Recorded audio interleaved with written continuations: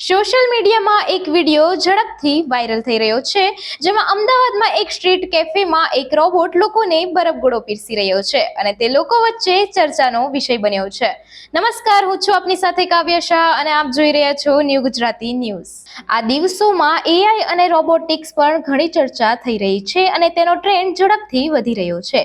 ખેતરોમાં કામ કરવાથી લઈને રેસ્ટોરન્ટમાં વેઇટર તરીકે રોબોટ્સનો ઉપયોગ થઈ રહ્યો છે. હવે જ્યારે ટેકનોલોજી અને ટ્રેન્ડની વાત આવે ત્યારે ગુજરાતના લોકો કેવી રીતે પાછળ રહી શકે, બરોબર ને? હાલ સોશિયલ મીડિયા પર એક વિડીયો વાયરલ થઈ રહ્યો છે, જેમાં અમદાવાદમાં એક સ્ટ્રીટ કેફેમાં એક રોબોટ લોકોને બરફના ગોળા પીરસી રહ્યો છે અને તેને જોવા માટે ગ્રાહકોની ભીડ અહીં ઉમટી રહી છે. આ નવી તકનીકે લોકોના મનમાં ઉત્સુકતા પેદા કરી છે અને તે સ્ટ્રીટ ફૂડના ભવિષ્યની ઝલક આપી છે.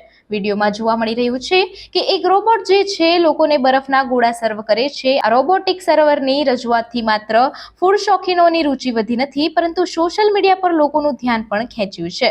આ ગોલા સર્વ કરતા રોબોટનો વિડીયો લોકો વચ્ચે ચર્ચાનો વિષય બન્યો છે. 2 વર્ષ પહેલા પણ આ જગ્યા લોકો વચ્ચે ચર્ચાનો વિષય બન્યો હતો. એ સમયે અમદાવાદના વસ્ત્રાપુર લેક પાસે રોબોટ કેફેમાં ઓટોમેટિક ભેળ, પફ, સમોસા, ચા, કોફી અને પાણીપુરીનું મશીન લગાવવામાં આવ્યું હતું. આ રોબોટિક કેફેમાં મોટા ભાગની વસ્તુઓ રોબોટ અથવા ઓટોમેટિક મશીનથી બનાવવામાં આવતી હતી અને એ બાદ રોબોટ એને સર્વ કરતા હતા.